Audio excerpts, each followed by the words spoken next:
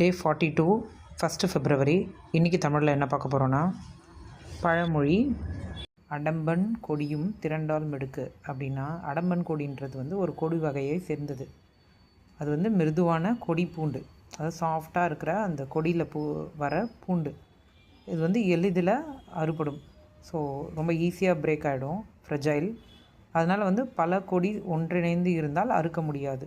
So ரொம்ப அந்த கொடியெல்லாம் ஒரு பஞ்சாக இருந்துச்சுன்னா அதை நம்ம அறுக்க முடியாது. ஸோ சின்ன வயசில் நம்ம படிச்சிருப்போம் இல்லையா?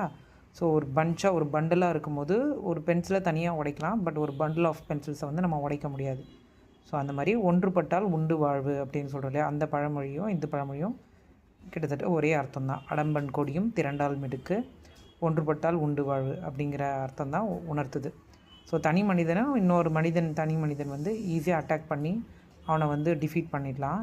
பட் அவனே நிறைய ஒரு குரூப் ஆஃப் பீப்புளாக இருக்கும்போது அவங்கள வெல்றது கஷ்டம். ஸோ அதனால தான் போராட்டம்லாம் ஒரு குரூப் ஆஃப் பீப்புளாக போராடுறாங்க. அதனால தான் அவங்களுக்கு சக்ஸஸ் ஆகுது. தனியாக போய் ஒருத்தர் போராடினா யாரும் கண்டுக்க மாட்டாங்க. ஸோ அதனால் ஒற்றுமையே பலம் அப்படிங்கிறது புரிஞ்சுக்கிறதுக்கு தான் இந்த பழமொழி. திருக்குறளில் அதிகாரம் 4 அரண் வலியுறுத்தல், குறள் 32. அறத்தின் ஊங்கு ஆக்கமும் இல்லை, அதனை மறத்தலின் ஊங்கில்லை கேடு.